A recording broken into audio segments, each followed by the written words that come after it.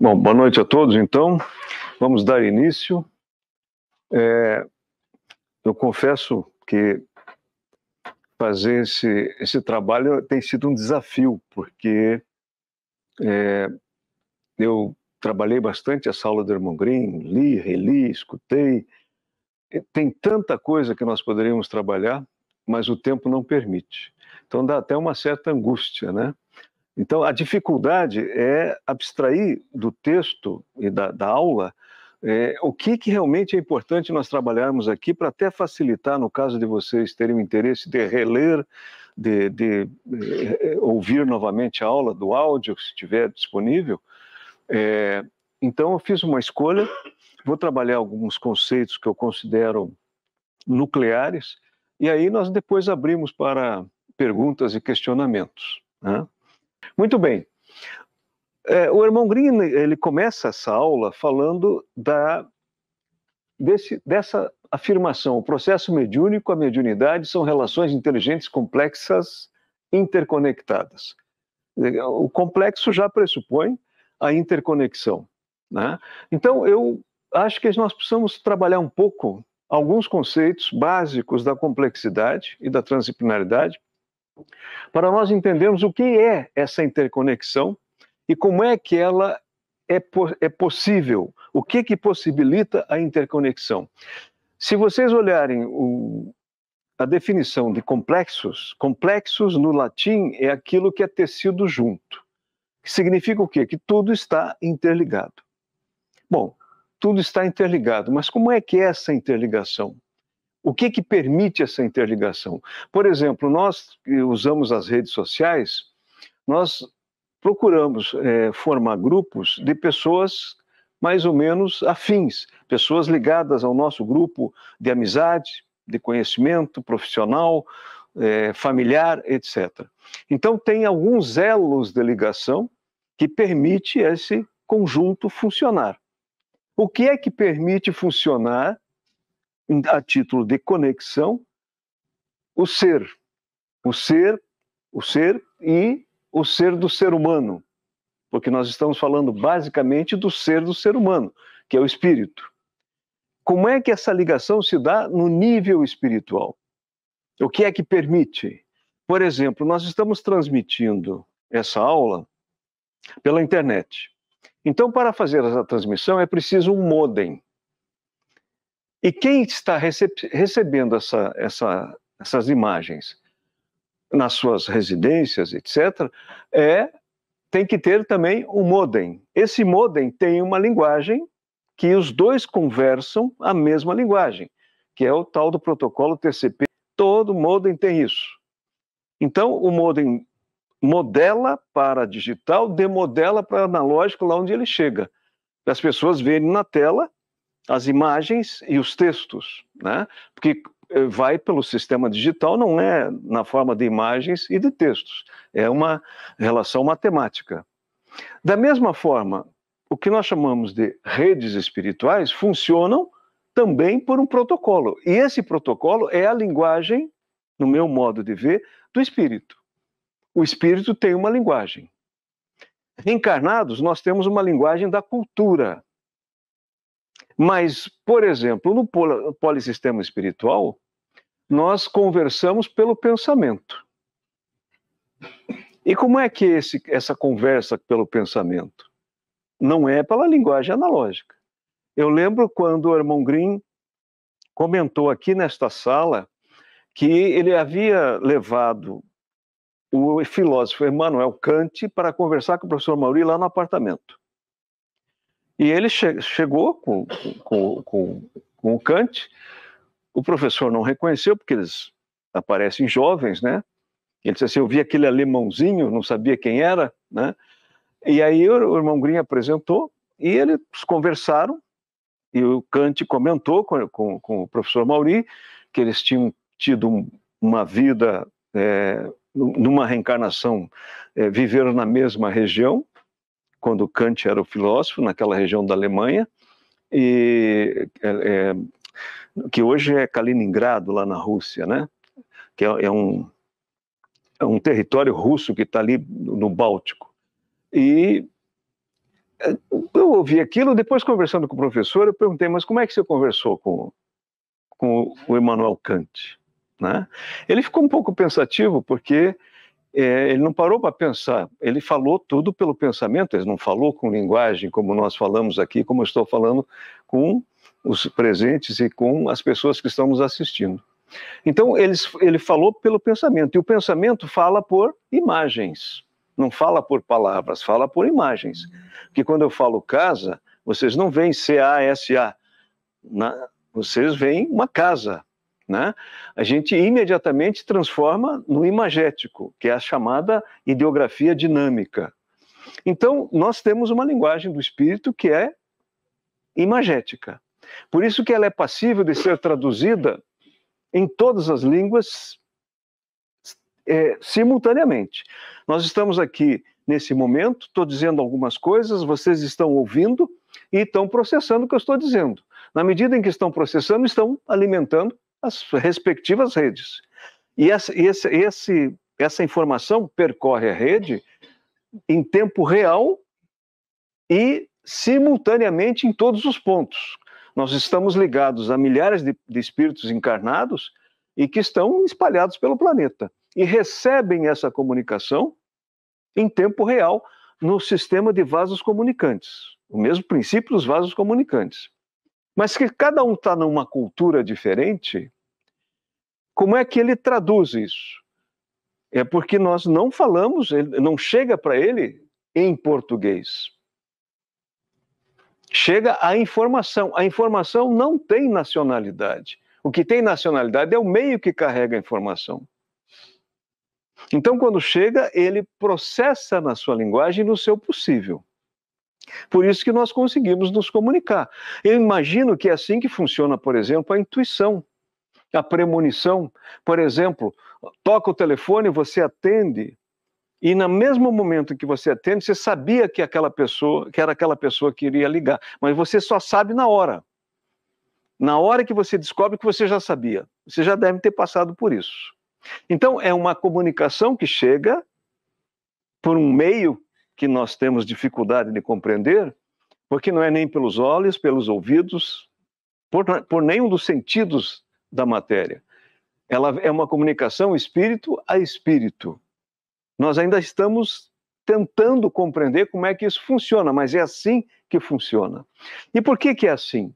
Então, vejam, a teoria da complexidade, ela nos trouxe alguns elementos muito importantes e que permitem que a gente comece a refletir sobre isso. Nós temos uma herança cultural que é a chamada visão mecanicista. Essa visão mecanicista, ela coloca o ser humano como um ser insular. É um termo trazido por Edgar Morin, nos seus livros sobre complexidade, que ele diz o seguinte: nós nos vemos como sujeitos soberanos rodeados de outros seres ou de outros objetos. Ou seja, nós estamos separados do restante da natureza pela visão mecanicista. Né? Os demais seres, isso se chama antropologismo. O antropologismo, ele nos separa, é a antropologia do século XIX, que estabelece uma visão do humano que prevalece até os nossos dias, em que nós estamos separados da natureza. Nós perdemos o referencial da natureza humana. O que é a natureza humana? Criou-se uma ideia de natureza humana exclusiva, uma natureza fora da outra natureza. E isso nos separou, isso se chama antropologismo, que é um, digamos assim, um desvirtuamento da antropologia. Isso. Os outros sistemas vivos são vistos como máquinas, simplesmente como máquinas, que funcionam por reações físico-químicas e que não têm nenhuma relação conosco. O mundo do humano é o mundo da ordem, da organização, e o mundo dos outros seres é o mundo da desordem. Vejam, essa é a visão mecanicista que chegou até os nossos dias. Isso se chama biologismo. E o terceiro nível é o físico-químico. Não há uma comunicação entre esses três níveis. São níveis tratados de forma estanque. Então nós temos o antropologismo, o biologismo e o cientificismo, que são desvirtuamentos, digamos assim, dessas três áreas do conhecimento, da antropologia, da biologia e da ciência.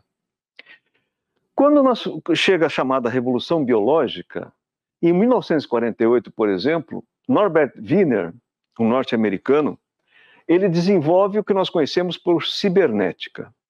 E a motivação inicial dele era conhecer o funcionamento das máquinas.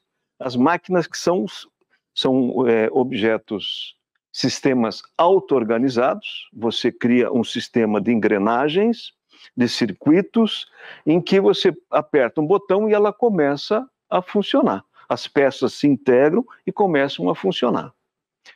Então, a cibernética abriu os olhos, por assim dizer, da biologia. A máquina humana também não funciona assim, porque a cibernética trabalha com a questão dos inputs e dos outputs. Se você tem uma máquina lava-roupa em casa, você coloca as roupas e o input é a energia elétrica e o comando da máquina. Você programa. E o output, que é o que sai, é a roupa lavada. Bom, os aparelhos biológicos também funcionam assim, com inputs e outputs. Eles recebem insumos da natureza, respiram, se alimentam, tomam líquidos e depois fazem a manutenção do corpo biológico e depois eliminam os resíduos. Então, inputs e outputs. Não é diferente da cibernética, mas há uma diferença fundamental. Uma máquina, quando quebra, ela não se autoconserta. Talvez a inteligência artificial venha conseguir fazer os robôs se autoconsertarem, né? Pelo menos a ficção trabalha com isso. Mas a máquina biológica, e daí surgiu, depois que um outro cientista, von Neumann, trabalhou a cibernética e traz essa concepção da cibernética para os seres vivos, ele chamou de biocibernética. Nos corpos biológicos, eles têm a capacidade de se reconstituir, de se consertar, como nós fazemos. Nós temos, por exemplo, comeu alguma coisa que fez mal. Nós recebemos um feedback quase que imediato, uma indisposição, por exemplo, uma dor de cabeça. O organismo está dizendo que aquilo não te fez bem. Então, a primeira coisa que hoje na medicina alopática é você tomar um analgésico, que não vai atacar o problema, vai mascarar. Mas o organismo tem condições de fazer a homeostase, ou seja, voltar ao equilíbrio. Ele se reorganiza. Desde que nós nascemos, quando nos reencarnamos, até os 25 anos, nós estamos fazendo a constituição. Depois dos 25 anos, começa uma mortalidade celular. Mas é uma mortalidade que tem reposição. Todos os dias nós perdemos milhões de células. E há reposição dessas células. E é claro que tem um prazo de validade. Nós conseguimos renovar até um certo ponto, depois entra em falência. É da própria natureza da matéria. Tudo que é da matéria tende a se biodegradar. Né? É o processo entrópico da matéria, a entropia da matéria. Tudo tende a se desorganizar. Então, a cibernética abriu os olhos, abriu uma porta entre as chamadas ciências duras e a biologia. Em 1949, Claude Shannon, que é um cientista norte-americano, um matemático, é contratado pela AT&T, companhia telefônica, para resolver os problemas de ruído nas comunicações. E esses ruídos que às vezes a gente está no celular e começa a falhar a voz, né, ou a imagem. Isso se chama ruído na comunicação. E ele, fazendo esse estudo, ele levantou uma teoria chamada teoria da informação. Toda a comunicação está assentada num código que carrega uma mensagem entre um emissor e um receptor. Código mensagem. Essa mensagem é inteligente e inteligível. Quando os biólogos olharam para a teoria da informação, também perceberam que aquilo que era considerado desorganizado, caótico, era extremamente organizado. Porque todos os seres vivos se comunicam. Todos, indistintamente, se comunicam, de formas diferentes. E toda mensagem que eles emitem tem um código, carrega uma mensagem, é inteligente e é inteligível. O mais próximo de nós, para nós compreendermos, são os animais domésticos. Eles demarcam território. Os cães, por exemplo, demarcam território. E onde eles demarcam, como é que eles demarcam? Eles urinam nos cantos, no pneu do carro, vocês sabem disso, né? E ele está dizendo o quê? Ele está dizendo uma mensagem. Aqui é meu território. Principalmente se você sai de casa e vai na casa de alguém que tem cães e eles chegam perto da sua perna, por exemplo, e deixam os seus odores, quando você chega em casa, imediatamente eles vêm cheirar a sua perna. E se você não tomar cuidado, ele faz xixi na sua perna. Porque ele quer refazer o seu controle.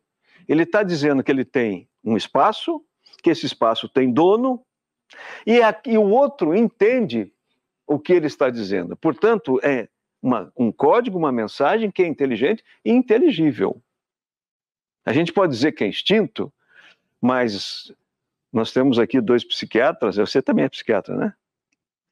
Eu não sei qual é a diferença que vocês veem entre inteligência e instinto.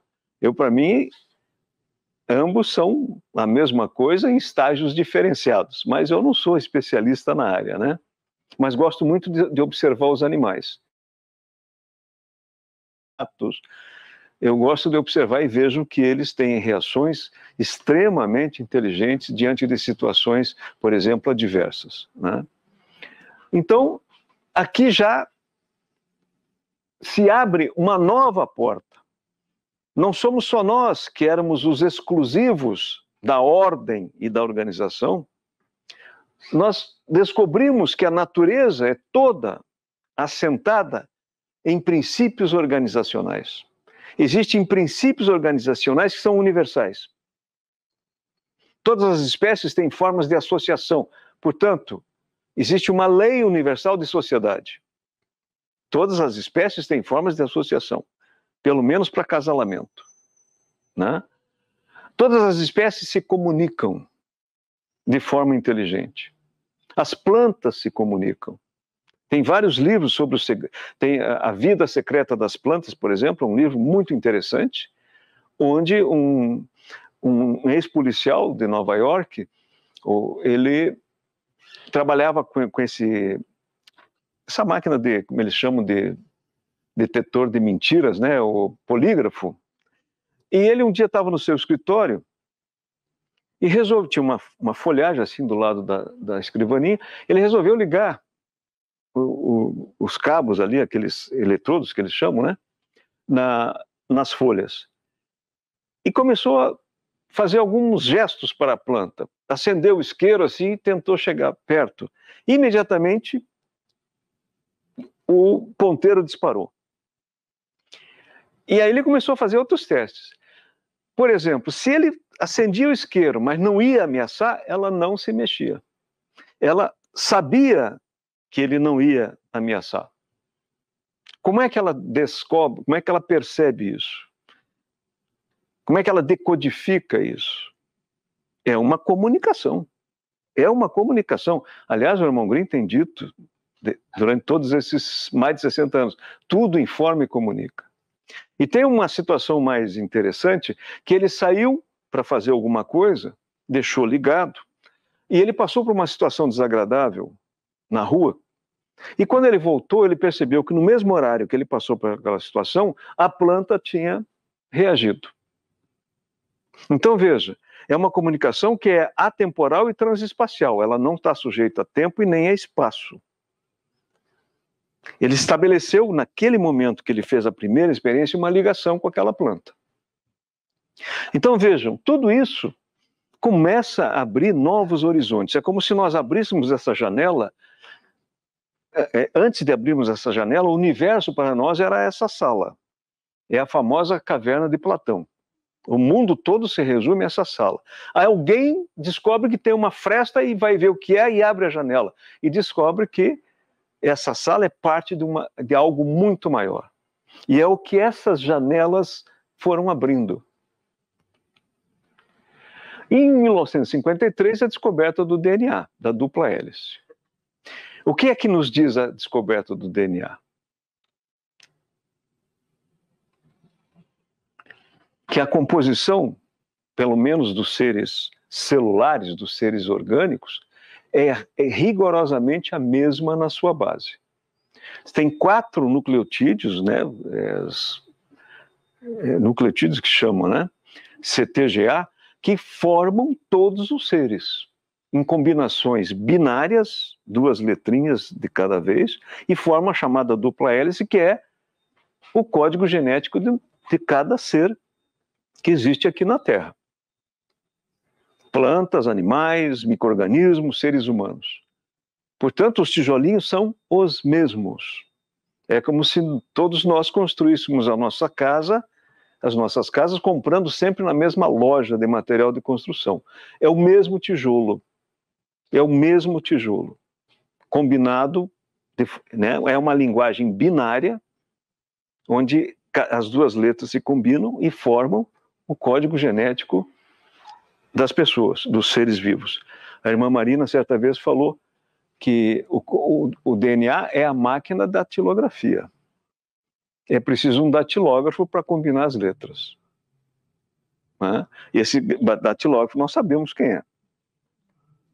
Né? É o princípio inteligente nas suas mais variados estágios.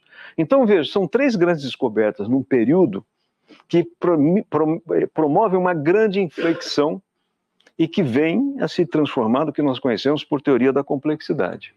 O que é que isso nos diz? Há uma abertura, não sei se vocês conseguem ler a letrinha ali, muito pequena, né? Há uma abertura para cima, a partir do momento que nós descobrimos que todos os seres são organizados e organizadores. Há uma abertura para baixo, porque nós descobrimos que não só somos compostos pelos mesmos elementos químicos, carbono, oxigênio, nitrogênio e hidrogênio. Carbono, oxigênio, hidrogênio e nitrogênio. Quatro elementos químicos que formam os organismos orgânicos, né? Além disso, nós temos a mesma composição genética, a base da composição genética é exatamente a mesma. Então, nós começamos a repensar qual é a verdadeira natureza humana. A obra de Edgar Morin, que trabalhou, isso foi em 1972 que ele escreveu essa obra. Veja, nós só estamos falando disso muito recentemente. O título da obra é O Paradigma Perdido. : a natureza humana. Nós perdemos o paradigma da natureza humana. Então, isso nos recoloca na natureza. Essas descobertas nos recolocam na natureza.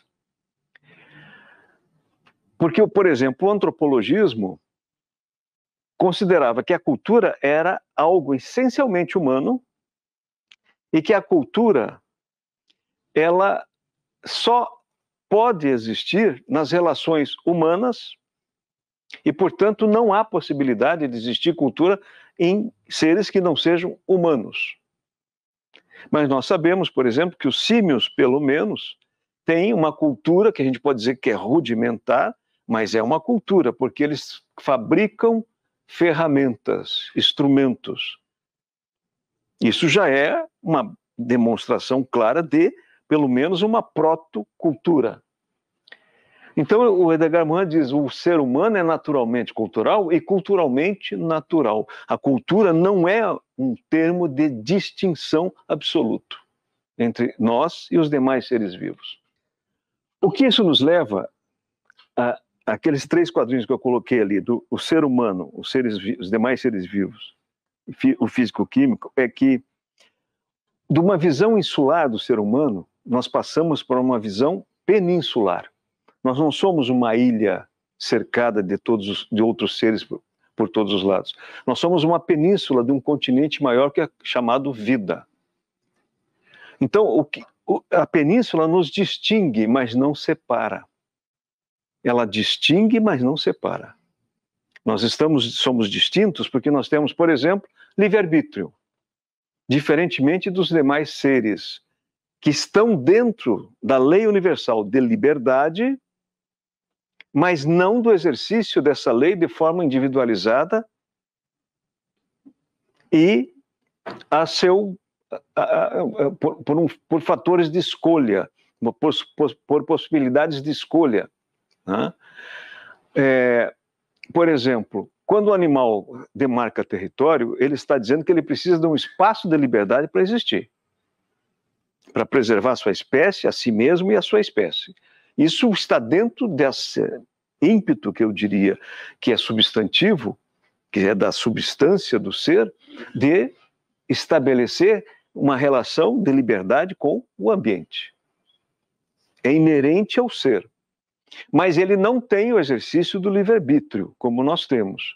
O livre-arbítrio é um caso particular dessa lei universal. Quando ela chega no nosso estágio, que nós adquirimos autopercepção, quando a gente tem consciência de que eu sou eu, tudo passa a ser individualizado. As minhas escolhas passam a ser individualizadas. Isso é o livre-arbítrio. Né? Mas isso nos distingue, mas não nos separa. Veja, nós vivemos na matéria, e a matéria tem um princípio chamado entrópico, princípio entrópico, que eu falei anteriormente. Tudo na matéria tende a se desorganizar. Quando eu falei da cibernética, as máquinas, elas têm um prazo de validade, elas se desgastam e com o tempo não tem mais conserto. E são descartadas. Os seres vivos, eles também se desgastam, mas eles têm essa capacidade de auto-organização e de se recompor permanentemente. Então, nós estamos também sujeitos à entropia. Tanto é que nós envelhecemos. Né? Nós peguem os álbuns de fotografia, nós vemos como é que éramos quando criança, jovens, adultos, e depois da chamada terceira idade, fica claro que nós, embora estejamos fazendo essa recomposição, nós estamos sempre sofrendo um certo desgaste. É o processo entrópico. Mas como existe, o que nos distingue basicamente das máquinas é que existe um núcleo que faz o contraponto à entropia, que ele chama de negentropia, o contrário da entropia. O que é que faz com que a máquina biológica se recomponha permanentemente? É justamente a presença do princípio inteligente.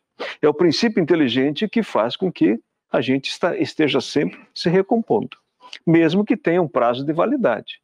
Né? A nossa expectativa média de vida hoje no planeta, se não me engano, são 76 anos, hoje. Né? Mas tem pessoas vivendo mais de 100. O próprio Edgar Morin está com 103 anos e está ativo ainda, né? Lúcido e produzindo. Acabou de lançar um livro que ele escreveu aos 25 anos, um romance, e nunca tinha publicado. Né? Mas não tem ainda em português. Só tem em francês. Então, veja, tem um poema de um poeta espanhol, Antônio Machado. Não sei se vocês conhecem. A primeira estrofe diz assim: caminhante, não há caminho, o caminho se faz ao caminhar. E quando você caminha e olha para trás, não existe mais o caminho que você construiu. Isso em outras palavras, né? Ou seja, nós fazemos o nosso existencial. Nós é que constituímos o nosso existencial. Ninguém constitui por nós. Esse é um dado interessante, porque ao mesmo tempo que nós alcançamos essa compreensão, nós chegamos a alguns elementos.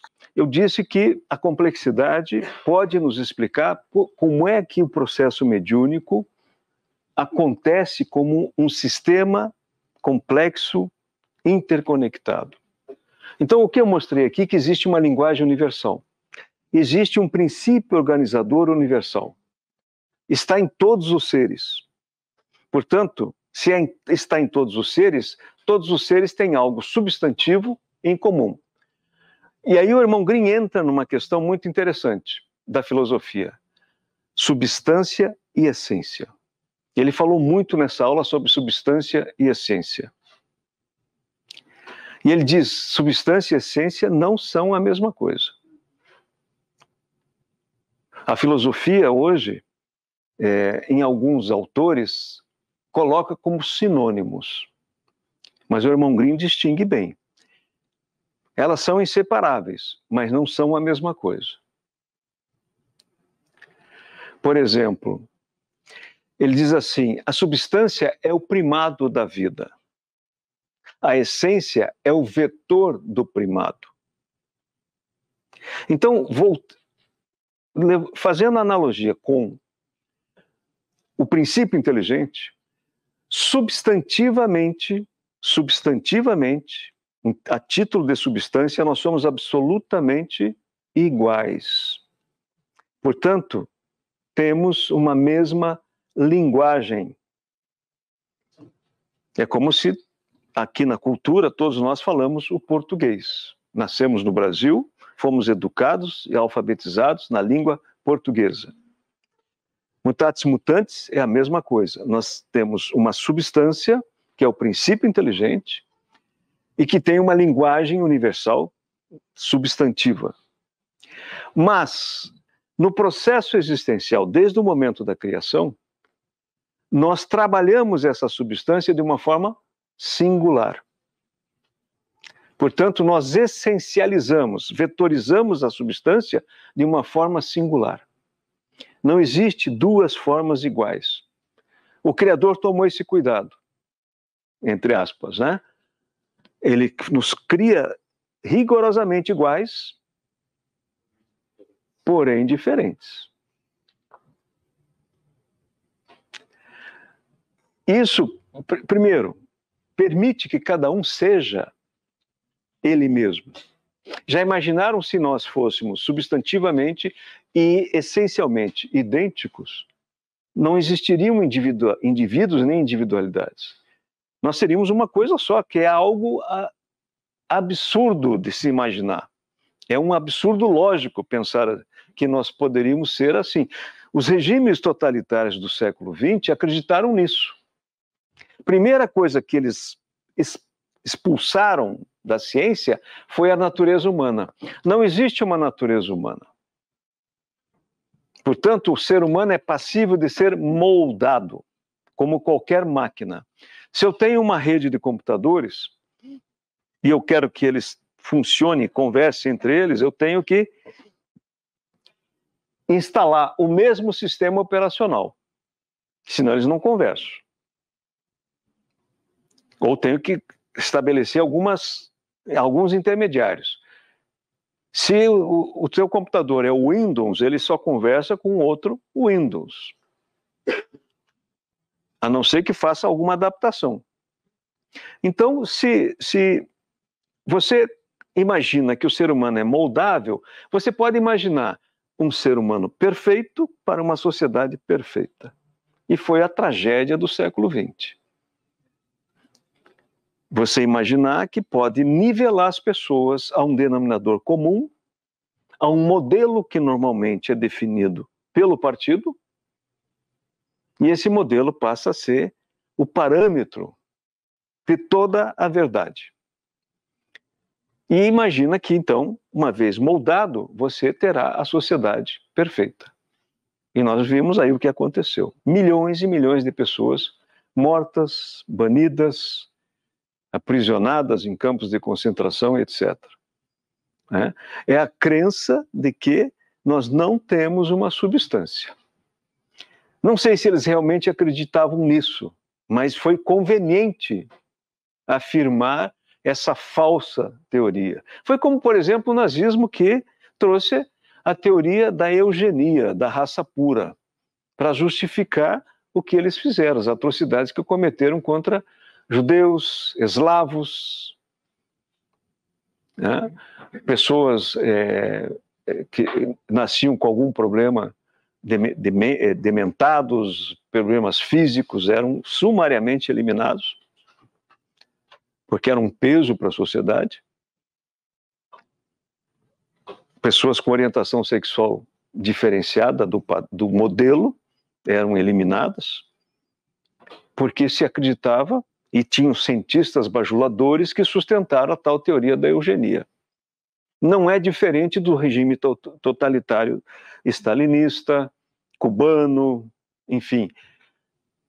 Você molda a partir de uma concepção de um ser que não tem uma natureza universal.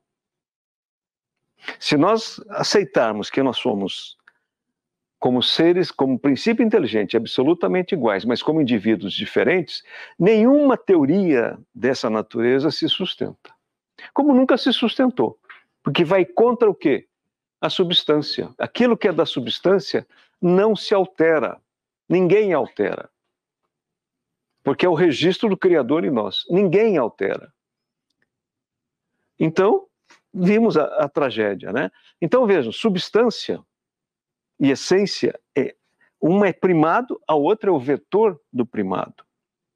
Então, mesmo que nós tenhamos essa diferenciação como indivíduos que falamos línguas diferentes, conforme a cultura, mesmo na mesma cultura, nós vemos as coisas de forma diferente. Duas pessoas não veem a mesma coisa do mesmo jeito.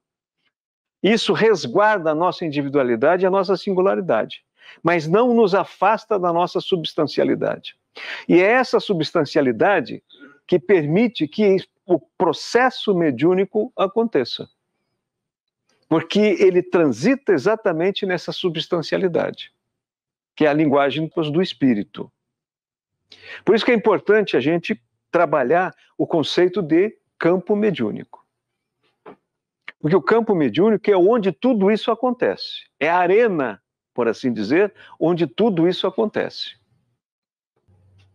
Então, vejam, eu trouxe rapidamente alguns conceitos da complexidade e só vou falar rapidamente sobre a transdisciplinaridade, porque a transdisciplinaridade é a filosofia, a complexidade é a ciência. E a transdisciplinaridade diz que o prefixo trans, é aquilo que está entre, através e além de todas as coisas. No caso das disciplinas, é aquilo que está entre, através e além de todas as disciplinas. O próprio Basarab Nicolescu, no Manifesto da Transdisciplinaridade, ele alerta o seguinte: a transdisciplinaridade não é uma super disciplina. E nem é uma vitamina batida num liquidificador que você mistura as várias disciplinas. Não. A transdisciplinaridade é uma nova visão das disciplinas. Mas também é uma nova visão do ser humano. É uma nova visão do ser. E no nosso caso, do ser humano. Porque o que é que está além e através de todas as coisas? Além e através de todas as coisas. Ou de todos nós. Quem é o terceiro incluído entre nós? Quem é o terceiro incluído? A lógica clássica diz assim: uma coisa só pode ser idêntica a ela mesma. Portanto, uma coisa não pode ser igual ao seu contrário. Consequentemente, não existe um terceiro termo incluído que possa ser as duas coisas. A nossa sociedade, a sociedade humana, sempre conviveu com orientações sexuais diferenciadas. Sempre. Isso não é da modernidade, isso vem desde os tempos mais remotos. Em muitas épocas era aceito o terceiro no grupo, que não era nem A nem B, no sentido biológico. Mas no sentido emocional, na sua estrutura emocional, psicológica, se sentia homem ou mulher, ou nenhum dos dois. Não existia o terceiro no grupo. Na visão, mas na realidade existe. Só quando a física quântica vem a lume e que eles começarem a analisar a realidade subatômica, buscando respostas, por exemplo, qual é a composição básica da matéria? São os átomos. Já vem lá desde Demócrito, né? Mas o que são os átomos? São pequenas partículas indivisíveis, como o próprio nome átomo em grego quer dizer, que é algo indivisível, quer dizer, o tijolinho mais fundamental que não se divide mais. Ou o que é? E eles se debruçaram sobre isso a partir de algumas descobertas supostamente acidentais, como a radiação dos corpos negros, quando Max Planck se depara com respostas paradoxais na sua investigação, que para nós tudo é contínuo. Por exemplo, eu olho para a luz aqui, eu estou vendo ela contínua, mas não, ela vem em pacotes.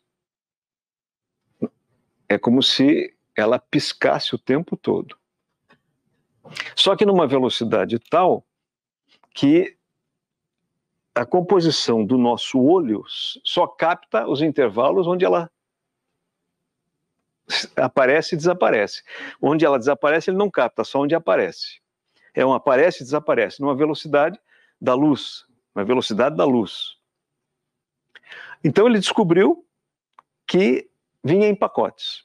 Bom, o que é isso? Mais adiante, eles descobriram, fizeram experiência chamada dupla fenda, que conforme o instrumento de medida e as indagações que você faz, essa possível realidade fundamental da matéria pode se manifestar como partícula ou como onda. Depende da medida. Bom, é partícula ou é onda? Ou é partícula ou é onda? E eles descobriram que ambos são verdadeiros, dependendo do instrumento de medida. Portanto, entre onda e partícula existe um terceiro incluído, que é o chamado realidade quântica, que não é nenhuma coisa nem outra, mas é aquilo que nós queremos que seja pelo processo de medição. Toda pergunta já condiciona a resposta, em qualquer circunstância, não só na física. Toda pergunta condiciona a resposta. Principalmente pesquisa de opinião, os especialistas são especialistas em manipular perguntas, né? Principalmente em períodos pré-eleitorais, conforme a pergunta, o resultado é um. Conforme a formulação da pergunta, o resultado é um. Mudou a formulação, para a mesma pessoa, o resultado é outro. Né? Mas isso é assim mesmo, só que descobriram que é assim mesmo e alguns inescrupulosos utilizam isso para manipular informação. Então, vejam, essas descobertas mostraram que não existe esse chamado terceiro excluído. E, na realidade, existe sempre um terceiro incluído. Um bastão sempre tem dois lados. Você pode cortar ele quantas vezes quiser, ele vai sempre ter dois lados. É uma das expressões que o Basarab utiliza no seu livro. A transversalidade. Esse é um outro tema que o irmão Grimm falou muito nessa aula.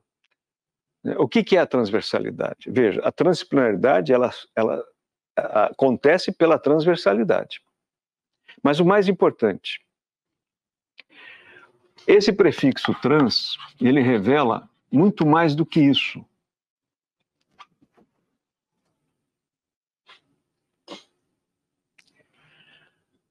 Se nós analisarmos todos os campos do conhecimento, todas as ciências que nós conhecemos hoje, astronomia, astrofísica, geologia, biologia, química, sociologia, elas têm na sua epistemologia um objeto de investigação. Toda ciência tem que ter um objeto de investigação. Na sociologia, conceitualmente, são as relações sociais. Na pedagogia é a educação, é o objeto de investigação daquela ciência. Mas pela nossa tradição cartesiana, mecanicista, nós separamos em departamentos que, num primeiro momento, poderia ser muito positivo para que houvesse um aprofundamento em cada área, mas esse aprofundamento acabou sendo um afundamento, digamos assim. Nos afundamos de tal forma que perdemos o contato com as demais. Então, vejo, mesmo que isso tenha acontecido, nós a ciência nunca deixou de ter o seu objetivo maior. É um objetivo transdisciplinar, mesmo sem conhecer a transdisciplinaridade. Toda ciência tem um mesmo objetivo. Quando um astrônomo aponta um telescópio, por exemplo, James Webb, que é o mais recente, que está a alguns milhões de quilômetros da Terra, sondando o universo. O que é que esses cientistas querem saber?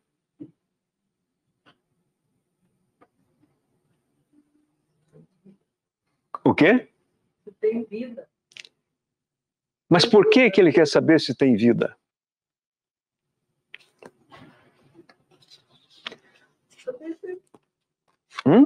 Quer saber se a humanidade ou se nós podemos ir lá. Ou seja, será que estamos sós? Exatamente. Quando o geólogo vai pesquisar as camadas terrestres e que revelam a idade da Terra, as diversas épocas da Terra, as grandes extinções em massa que aconteceram, 7, pelo menos, extinções em massa nesses últimos 500 ou 800 mil anos, milhões de anos. Em algumas houve 95% de extinção.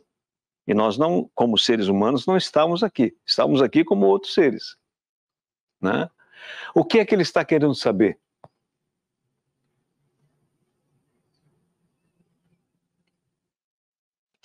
Quando o astrofísico investiga a origem do universo, consegue datar 13 bilhões e 700 milhões de anos atrás. É a idade do universo até hoje conhecida. Pode ser que esteja, como diz o irmão Grimm, é uma verdade por aproximação, não é uma verdade absoluta. O que é que ele está buscando? Quanto tempo que estaremos por aqui? De onde viemos? De onde viemos? E se eu souber de onde viemos, poderei saber para onde vamos. E uma indagação que os cientistas fazem no privado, provavelmente, é: quem criou tudo isso? Porque é absolutamente inteligente. O próprio Einstein, que nunca foi ateu, dizia: o universo é inteligente, porque se não fosse inteligente, não seria inteligível. Eu só consigo compreender alguma coisa se for uma expressão inteligente. Aí eu consigo compreender. Até, por exemplo, no caso dos físicos e matemáticos, eu consigo descrever por um formalismo matemático. Quando Newton estabeleceu a chamada equação da gravitação universal. Ele descobriu uma relação inteligente entre os corpos, que se atraem na razão direta do produto das massas, na razão inversa do quadrado das distâncias. É uma expressão inteligente. Einstein, com a famosa equação de energia igual a massa vezes o quadrado da velocidade da luz. E que interessante, né? Uma gota d'água tem energia suficiente para iluminar uma casa. Se você colocar na equação, a massa de uma gota d'água, energia igual a massa vezes o quadrado da velocidade da luz. Veja que grandes descobertas que ele permitiu, né? Só com essa equação. Isso é uma percepção de algo inteligente. Quando ele tem um insight da relatividade do tempo, como ele era um pontual e com uma mente concípio aguçada, ele pegou o bonde para ir trabalhar, e quando chegou no final da rua, tem um relógio medieval em Berna, na Suíça, o ponteiro tinha se deslocado alguns minutos. E ele imediatamente lembrou, quando ele tinha 16 anos, que ele pensou assim: como eu veria o mundo se eu estivesse montado num raio de luz? E ele imediatamente pensou, como se o bonde estivesse à velocidade da luz, o ponteiro não teria se mexido.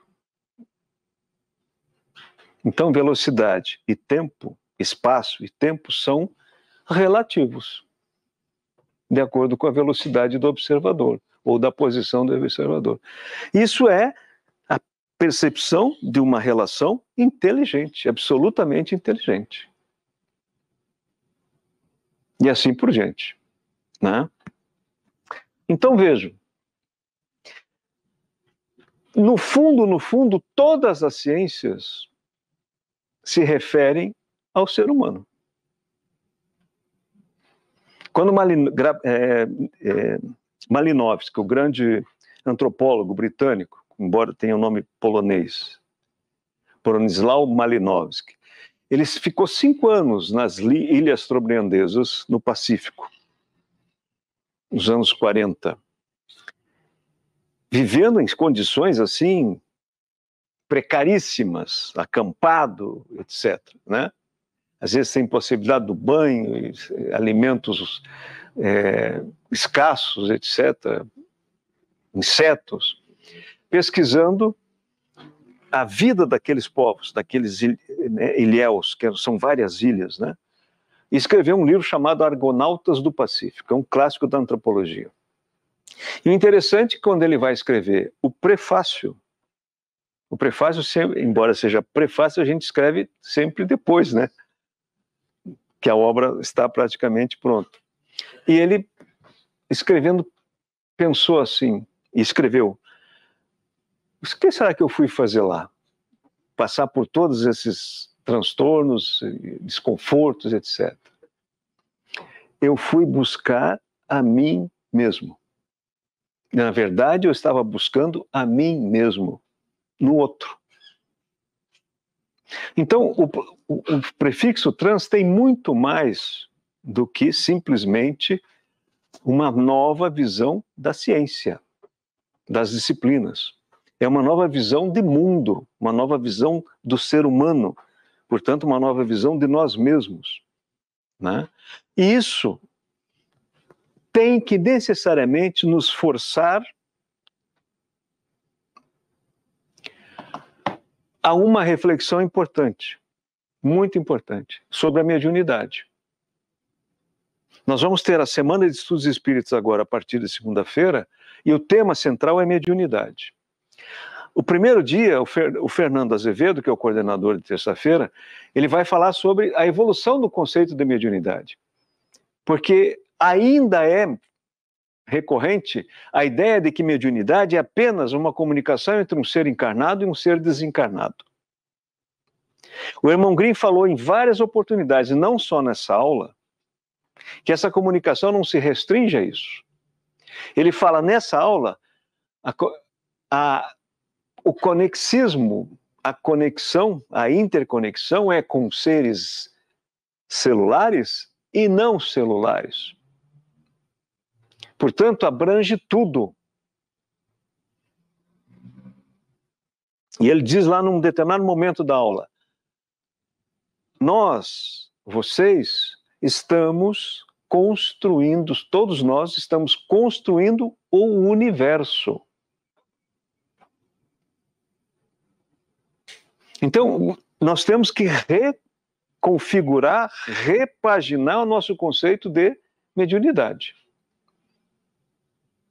Porque quando nós falamos em faculdade mediúnica, que é a nossa capacidade de comunicação da parte com o todo, do todo com a totalidade e vice-versa, é a faculdade mediúnica, é como se fosse, digamos assim, o protocolo de comunicação do espírito, fazendo analogia com o protocolo das máquinas, é o protocolo que permite que eu interaja como parte com o todo e com a totalidade.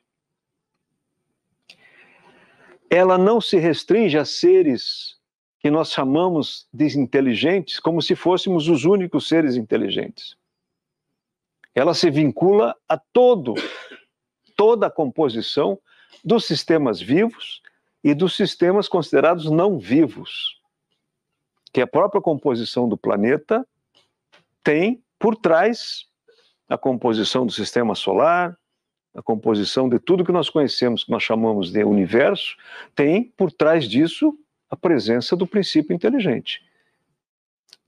Senão nós não vamos compreender o que significa Deus imanente. Nós não alcançaremos a compreensão do que significa Deus imanente. Um Deus que está imanente em toda a realidade que nós conhecemos e que não conhecemos. E essa imanência, por isso que, por exemplo, qual é a grande dificuldade? Quando nós fomos... eu não fui criado na igreja, né, mas o Estado Fundante Católico influencia todos nós. A nossa ideia de um Deus pessoal, é sempre uma ideia de um Deus pessoal localizado em algum lugar. Vamos elevar nossos pensamentos a Deus. Ainda é a ideia de céu. Embora hoje nós já ressignificamos, elevar no sentido de um ser superior. Mas muitos ainda pensam em céu. Né? Isso é uma percepção dessa concepção do Criador. A concepção do Criador é universal, atávica, mas a percepção é histórica. Isso ainda é muito forte em nós. Né? A gente não consegue imaginar Deus que não seja estruturado finito. Porque a nossa referência é a matéria. Né? Por que tem aqueles quadros ali? Irmã Marina, professor Mauri, irmão Leocádio. Porque o doutor Leocádio, quem é o doutor Leocádio? É aquele ali. Embora ele não apareça mais assim. Né? Em breve o professor Mauri não vai estar mais aparecendo dessa forma. Esse referencial, não é que isso esteja errado, é que ainda é acondicionamento da matéria. Por isso, isso dificulta a nossa concepção, a nossa percepção dessa concepção que é o Criador. Essa ideia do Deus imanente, que vem lá de Spinoza, não é recente, mas que nós não compreendemos, a igreja rejeitou, tanto a igreja católica quanto o judaísmo, que ele era judeu, ele foi inclusive excomungado por isso, né? Não só por isso, mas também por isso. Nunca aceitou essa ideia do Deus imanente e transcendente. Imanente e transcendente. Né? Porque ele também não se confunde com a criação. Ele é imanente e transcendente. Nós começamos a compreender como é que se constituiu essa nossa casa que nós chamamos de Terra, de Sistema Solar, de Via Láctea, de Universo. Será que ele fez como nós fazemos aqui na nossa cultura, que queremos deixar tudo pronto para os filhos?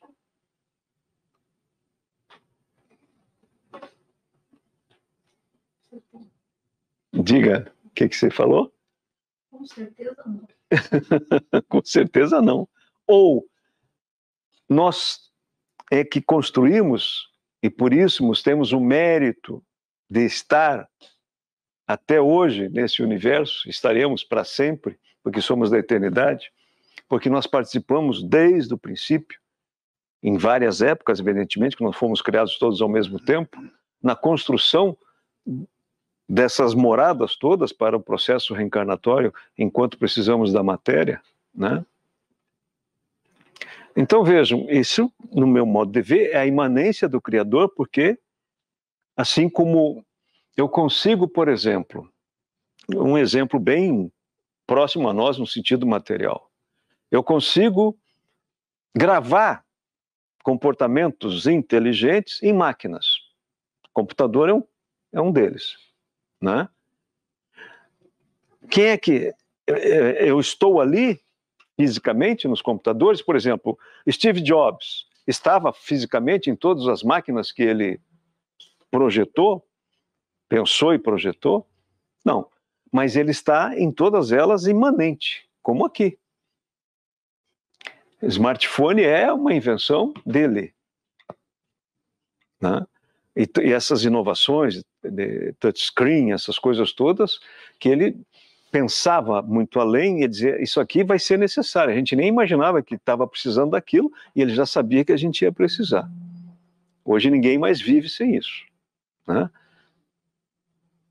Isso aqui veio para nos ajudar, não o contrário, porque muitos ficam aficionados, obcecados pela máquina, né? Ela tem que nos servir, não o contrário, mas isso é uma questão cultural que nós temos que aprender a lidar com essa tecnologia. Então, ele está presente, assim como essas obras de grandes artistas, né, que você é da área, eles estão ali. Você reconhece pelo estilo que aquilo ali é um Monet, que é um Picasso, que esses que são mais fáceis de você identificar, né? Que é um Dalí, né? Ele está imanente no seu quadro, mas ele não é o próprio quadro. E ele já desencarnou faz tempo. Como é que vocês conseguem alcançar a concepção de mentalidade, né? É um processo imanente que ficou registrado na memória, não é isso? Né? Então, veja, é preciso, eu espero assim que quem não se debruçou ainda tenha a motivação de se debruçar, conhecer um pouco do pensamento complexo. Edgar Morin é um grande referencial, tem vários livros publicados, né, traduzidos para o português. Facilita muito nós compreendermos a linguagem do irmão Grimm, essa relação inteligente, complexa e interconectada. Facilita nós compreendermos o processo e o campo mediúnico, que é o mais difícil. O Paulo tem trabalhou já 2 vezes conosco aqui. O Raul vai fazer uma participação mais na frente também, que é da área, o conceito de campo. Para a gente entender o conceito de campo e compreender o que é o campo mediúnico, que ele parte exatamente do conceito de campo. Tá? Mas, se você puder... Não, deixa que eu vejo aqui, ó. Isso aqui foi uma palestra que eu fiz sobre campo mediúnico, eu me lembro se foi aqui, onde é que foi, ou se foi no CAD do ano passado. Imagine, aqui está um de nós, está um indivíduo. Esse indivíduo está ligado a outros tantos. O irmão Grimm diz que nós estamos ligados a pelo menos 10 mil pessoas encarnadas, né? Imagine que sejam 10 mil pessoas, mas cada uma dessas 10 mil estão ligadas a outras, talvez 10 mil. E assim sucessivamente. E vai. E você chega a um campo mediúnico universal. Porque o campo mediúnico, no meu modo de ver, cada um tem um campo mediúnico. Não existe um campo mediúnico sem a presença do princípio inteligente. Mas a composição do campo mediúnico é justamente a combinação ou a interação de todos os campos mediúnicos, de todos que existem no universo, onde o princípio inteligente se faz presente. E como nós sabemos, se faz presente em todo o universo. A mesma coisa acontece com uma sociedade. O que é uma sociedade? É uma reunião de indivíduos. Sem os indivíduos, a sociedade não existe. Ela é um fenômeno emergente da reunião dos indivíduos. Aqui tem um grupo que está assistindo esse momento, participando desse momento, que se chama grupo NEP-CAD, NEP/CAD, que é a reunião de todos que estão aqui e os que estão assistindo. Sem cada um de nós aqui, não existe nem NEP e nem CAD. Eu paro por aqui, espero que tenha pelo menos trazido alguns elementos para reflexão. E aí ficou à disposição para perguntas, questionamentos. Oi. Diga. Eu sempre tive uma dúvida que não consegui processar, que é em relação a essa visão da natureza humana, né, que tem a ideia do natural e da natureza. Eu confundo muito nesse sentido. Está dentro dessa visão, né, da natureza humana? Normalmente se usa o termo natural, é que não foi processado, né?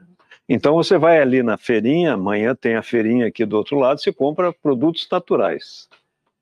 Mesmo que você vá no Ceasa, você compra produtos naturais. Só que ele já tem algum ingrediente ali que nós rejeitamos, que são os agrotóxicos, os defensivos, etc. Mas está em natura, né, o natural, né? Os que estão empacotados, embalados, já são processados.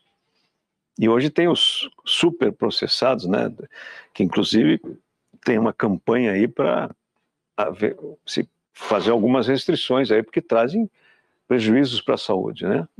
Chamam ultraprocessados, né? Natureza é aquilo que Deus criou, no meu modo de ver. É o que Deus criou. Isso é a natureza, que não foi criado por nós. Nós transformamos a natureza, mas nós não criamos a natureza. Até hoje a ciência não conseguiu criar um ser orgânico. Nenhuma pele orgânica, né? Pode até reunir os 4 elementos: oxigênio, hidrogênio, nitrogênio e carbono. Não faz um tecido orgânico. Que eu saiba, não faz. Não sei se já fizeram, né? Então nós não criamos natureza. A natureza é uma criação do Criador. Tudo que ele criou é a natureza, tanto material quanto espiritual. Polissistema material, polissistema espiritual. É como eu vejo, sabe, Cristo? Então, como nós temos a mesma origem, nós temos a mesma natureza.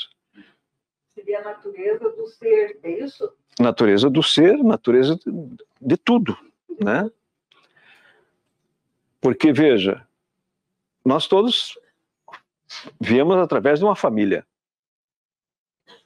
Então nós temos uma natureza dessa família, a natureza dessa família, que é a herança genética, cultural dessa família. E eles todos são muito semelhantes, os irmãos, porque têm a mesma origem, genética e cultural. Seria diferente nós que temos o mesmo pai, o mesmo Criador, né? Seríamos distintos disso? Ou somos absolutamente iguais no sentido originário, que é a substância? E isso é universal. Mesmo que em outros sistemas tenham seres completamente diferentes de nós, mas completamente diferentes no sentido de evolução-adaptação. Evolução-adaptação. E não que tenham transformações substantivas. Acho que não, penso que não. Diga. O senhor falou sobre o antropologismo. Como? Falou sobre o antropologismo. Sim. O homem se afastando da natureza. A sua natureza. A ciência afastando o homem da natureza. Edgar Morin escreveu um livro tratando da conexão do homem com a reconexão do homem com a natureza. Isto. Como que, do ponto de vista da sua experiência, sei que isso estuda muito. Qual a caminhada que nós estamos fazendo? O homem está se afastando da natureza ou está voltando a se integrar na natureza? No que nós estamos como humanidade nesse sentido?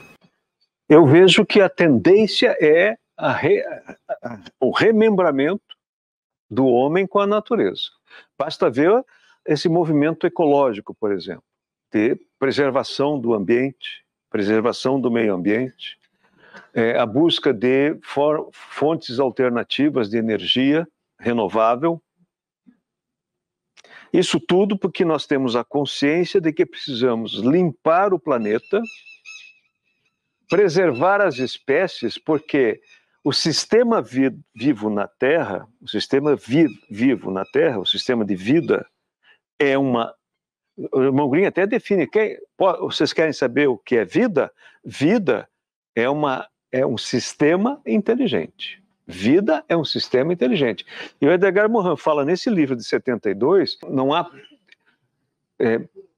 vida no sentido individual. Existem sistemas vivos. Eu não lembro bem exatamente o termo. Existem sistemas vivos, né?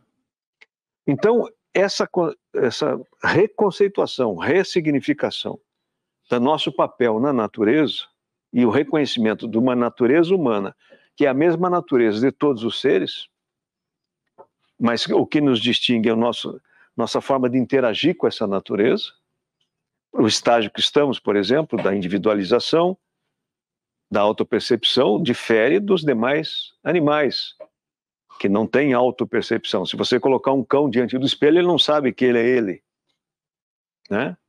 Ele pensa que é outro ou simplesmente não pensa nada, né? Esse momento me parece que tudo está caminhando para isso. Essa discussão está na ordem do dia. Tem lá o Acordo de Paris, tem uma série de questões, tem alguns reveses, porque também tem radicalismo de ambos os lados, tanto dos adeptos da combustível fóssil quanto dos adeptos da ecologia pura. São os purismos. Nós temos que caminhar, mas não adianta dar saltos. Hoje a humanidade depende do combustível fóssil. Se hoje encerrasse toda a produção de petróleo, seria um caos.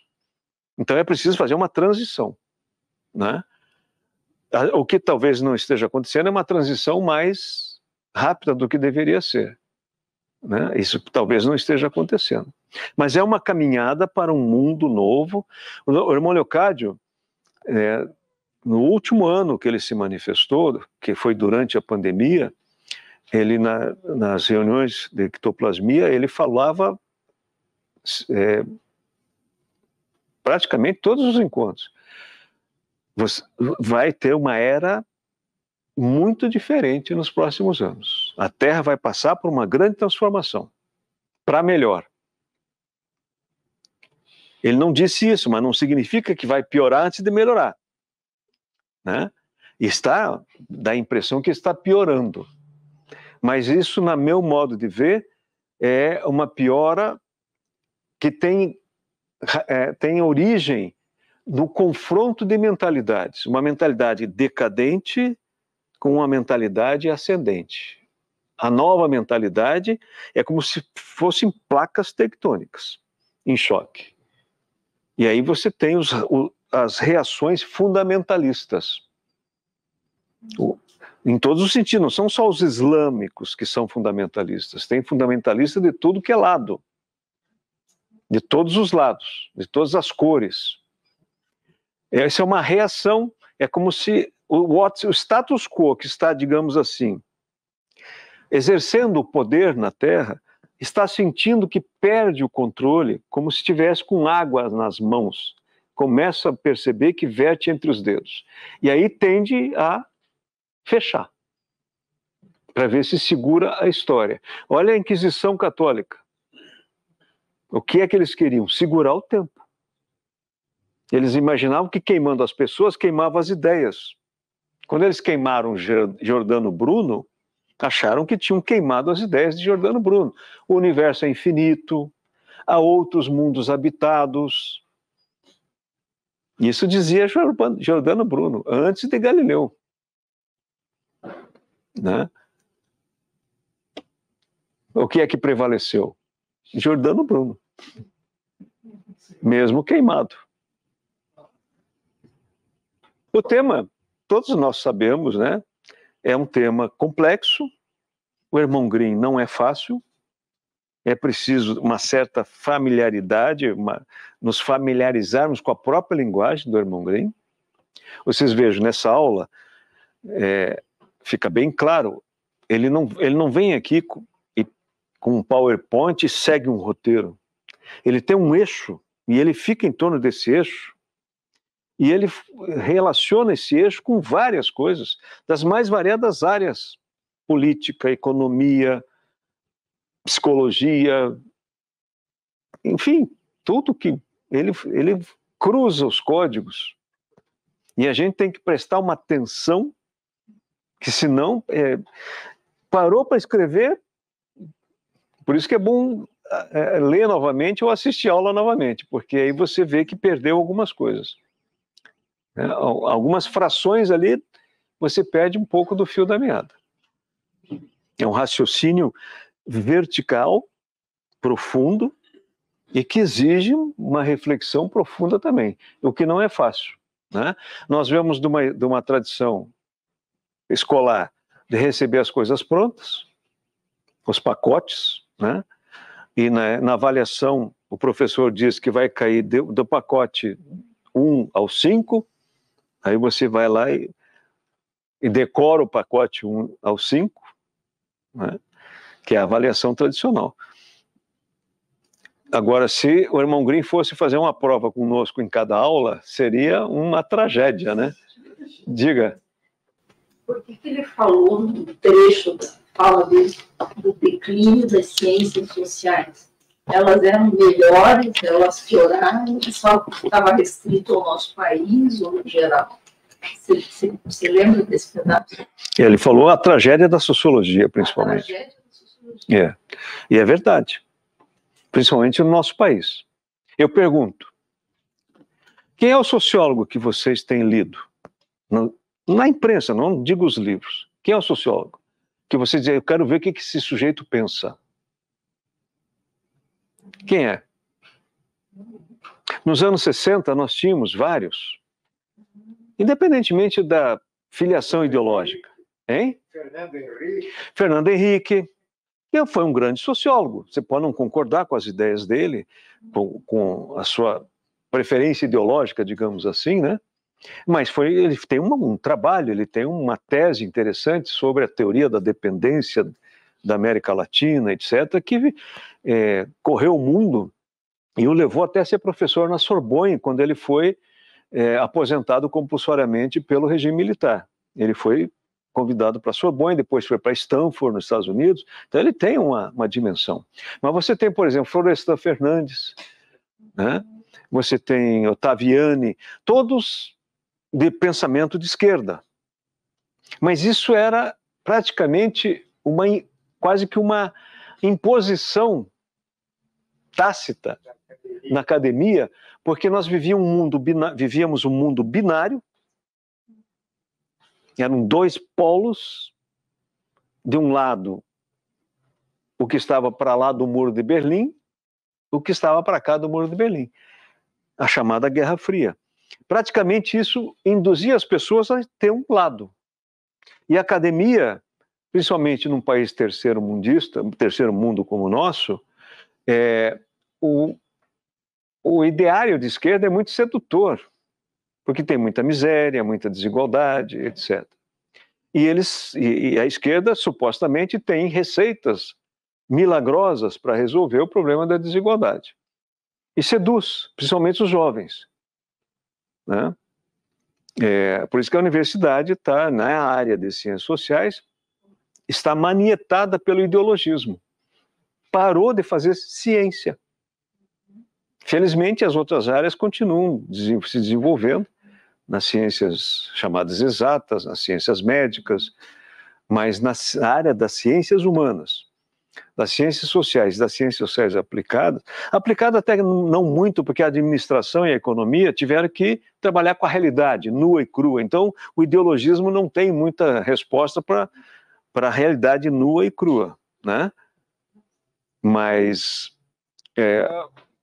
tanto a filosofia quanto as ciências sociais passaram a fazer um metaprocesso, falar para si mesmo.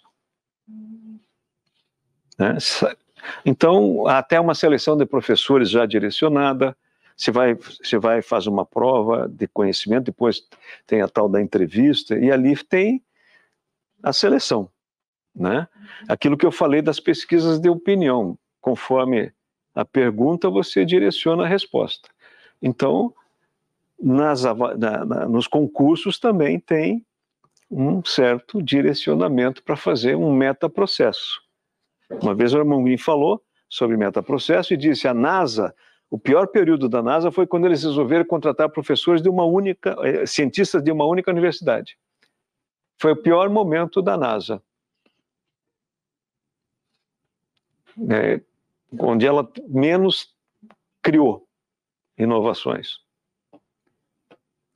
É lamentável, porque, como ele diz nessa aula, não adianta você ter evolução científica, tecnológica, sem compreender o contexto, que o contexto é social, o contexto é humano.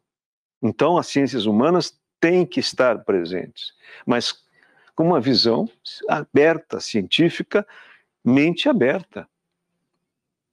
Então, é terrível. Eu fui professor ali na universidade, eu, felizmente, só pegava turmas de engenharia, de economia, de comunicação social, não pegava nenhuma turma de ciências sociais, porque é catequese. E se você não fizer a catequese, não está bom. Então, eu queria distância. Porque isso contamina, né? Muito a sociedade em geral. Por que nós estamos tão empobrecidos, né? Criticamente empobrecidos. Veja a mediocridade dos nossos representantes. É uma mediocridade, assim, gritante, né? E chega até em todos os níveis. Até as produções criativas, isso chega também.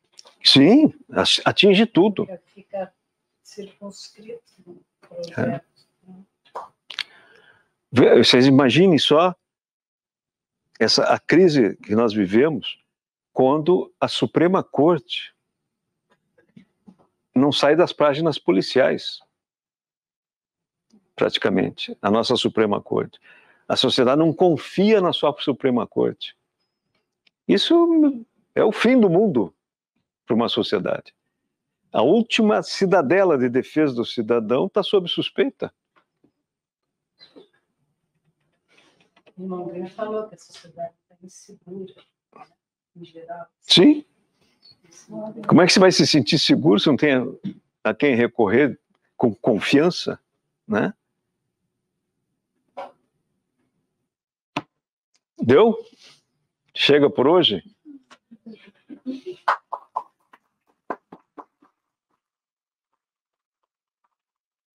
Agora nós voltaremos em agosto, né, Paulo?